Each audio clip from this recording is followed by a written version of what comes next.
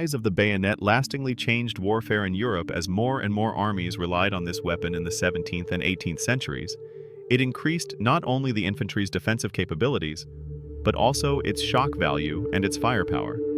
Before the bayonet, the armies of Europe used to rely on pikes and muskets to solve the most basic tactical problem of infantry, namely balancing the interplay of pike and shot. Armies wanted to optimize their firepower, but still needed pikemen to defend the infantry against cavalry charges. The bayonet solved this problem by uniting both types of weapons in a single instrument, the flintlock musket, with a bayonet. So let's take a look at how the bayonet changed the armies of Europe and how it was used in battle. Sir John Stuart, commander of the British forces at the Battle of Maida on the 4th of July, 1806, describes how his troops charged the French enemies with mounted bayonets. Quote, "The two corps at a distance of about 100 yards fired reciprocally a few rounds, when, as if by mutual agreement, the firing was suspended, and in close, compact order and awful silence, they advanced towards each other until their bayonets began to cross. At this momentous crisis, the enemy became appalled. They broke and endeavored to fly, but it was too late. They were overtaken with the most dreadful slaughter." End quote. Sir Stuart doesn't really stick closely to the actual events. In fact, the English did charge, but the French turned to flight before the clash. This episode shows how such an attack worked and how terrifying it must have been for both sides. But before we examine the offensive use of the bayonet in detail, let's see how it functioned as a defensive weapon. Because it was the bayonet's defensive utility that explains the weapon's initial rise and subsequent impact on warfare in the Middle Ages and the early modern period, when an infantry formation was attacked by cavalry, it had various options to defend itself. Over time, the most efficient method turned out to be the sturdy formations of pikemen. Properly executed, the cavalry had to run against a wall of spearheads, which was absolutely deadly as long as the defensive formation remained intact. When the commanders of Europe began to rely more and more on firearms in the 17th century, these dynamics changed. Soon, the army that had more firepower had an advantage. Consequently, from the Spanish Dartio to the Dutch battalion to the Swedish brigade, tactical units became wider and pikemen became fewer in proportion to musketeers. They were still needed to put up with cavalry assaults, but lacked offensive capabilities. This inflexible application of pikemen became a problem for the military minds of the time.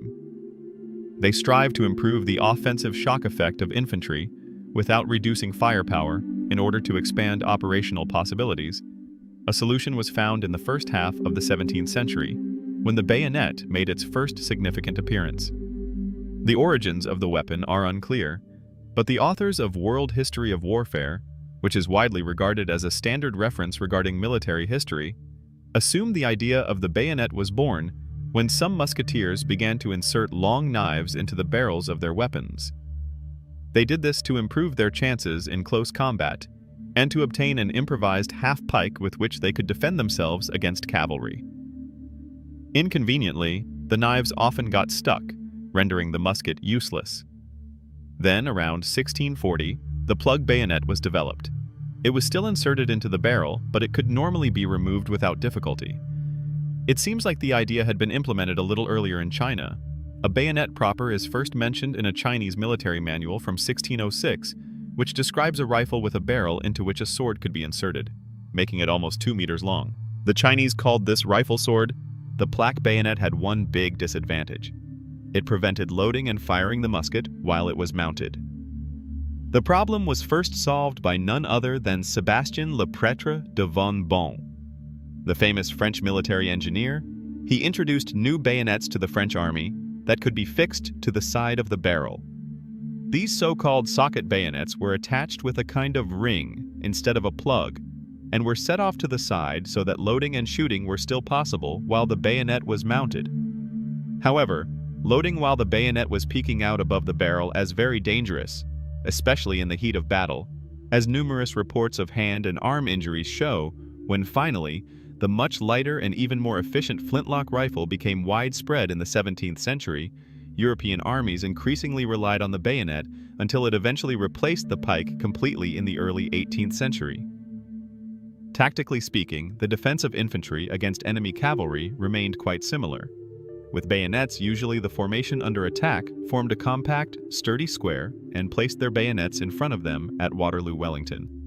Repulsed the assaults of the Maréchal d'Amby. Michel Ney in this manner. Just before the Prussian army arrived, he had his troops form hollow, square formations that the cavalry could not break through.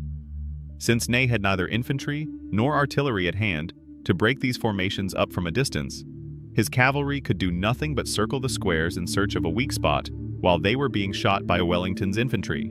In the end, they had no other choice but to retreat. By the time of the Napoleonic Wars, firepower and shock effect were no longer two opposing factors that needed to be balanced. They became two characteristics of one and the same weapon. Every soldier was now, so to speak, a musketeer and a pikeman. At the same time, this considerably increased both the firepower and the shock potential of infantry. Although the bayonet's most important function was the defense against cavalry charges, it also became an important weapon against infantry. One of the first bayonet charges in Europe was made by the French under Volvo during the siege of Valenciennes in 1677, a city then in Spanish hands, when the Spanish cavalry made a sortie, that is a surprise attack on the besiegers. Football's troops met them with fixed bayonets. This slowed down the attack and eventually forced the Spanish to retreat. Afterwards, the concept of a bayonet charge spread rapidly throughout Europe. It checked many conflicts over the next centuries, most famously the Napoleonic Wars. However, the use of bayonet charges puzzled historians because bayonet wounds were, in fact, very rare. Rory Muir, an expert on Napoleonic warfare, explains this with the fact that the main function of the bayonet in combat between infantry was not to injure the enemy, but to inflict fear. Indeed, as at the Battle of Maiden, most assaults with the bayonet ended with the weaker side faltering, or even turning to flight. It almost never happened that both sides would stand firm and fight each other with bayonets. The bayonet charge was actually a great option to end an encounter without great losses. And even if no one gave way, it was much more likely that the two lines would stop at a distance of a few meters and fire at each other at close range. It was different when the battlefield terrain was difficult. If two units met in a forest, a village, or other trying areas, limited visibility sometimes led them almost into bumping into each other. If they were too close to reload, entering melee was the only option. This was the case, for example, in the struggle for the village of Plancenoit during the Battle of Waterloo. But even in situations like this, bayonets were not usually used in formation. Such fights tended to be chaotic brawls in which all means were used. The botts of rifles, knives, branches, fists, and teeth were just as useful as the unwieldy bayonet. Nevertheless, there were also some cases of actual combat between two units with bayonets fixed. In the Battle of Barossa in 1811, for example, an English unit attacked a French column. Overwhelmed by the sudden charge, the French broke up and massacre ensued. As one English officer reported the day after the battle, quote, "They made, while we were amongst them about a quarter of an hour, little or no opposition. We could have taken or destroyed the whole regiment, but at this moment, the 47th French Regiment came down on our right end." Quote, tactically, there were two basic options for an assault with the bayonet. One was to attack in column, which had the advantage of mobility and higher shock value. The second option was to attack in line, which had the advantage of having more firepower before the clash. As with cavalry charges, skirmishers and artillery had to prepare the attack and break the enemy's formation for a bayonet charge to be successful. The defenders, on the other hand, had to pursue an active defense. Just firing at the charging enemy infantry wasn't enough. They needed to launch a well-timed counterattack if they wanted to win the encounter and not just provoke a prolonged firefight. However, what was decisive really was whether the troops remained calm, how experienced they were, and whether they trusted their officers, in short, how good their morale was. A bayonet charge was mainly decided by determination. Whoever got scared and gave way first lost the encounter. For this reason, the attacking side usually had an advantage because it was carried by momentum, but the balance was fragile. A single, well-aimed volley from the defenders could stop the onslaught and give the defenders opportunity to countercharge. The bayonet played a crucial role in many wars. In Arby's, From the Napoleonic Wars to the American Civil War, from the First to the Second World War, some bayonet tactics or similar charge attacks of this period became especially well known.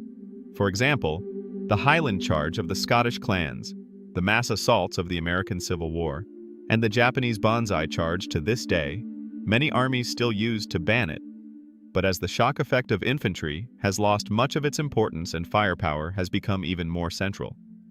It is usually used only as a last resort in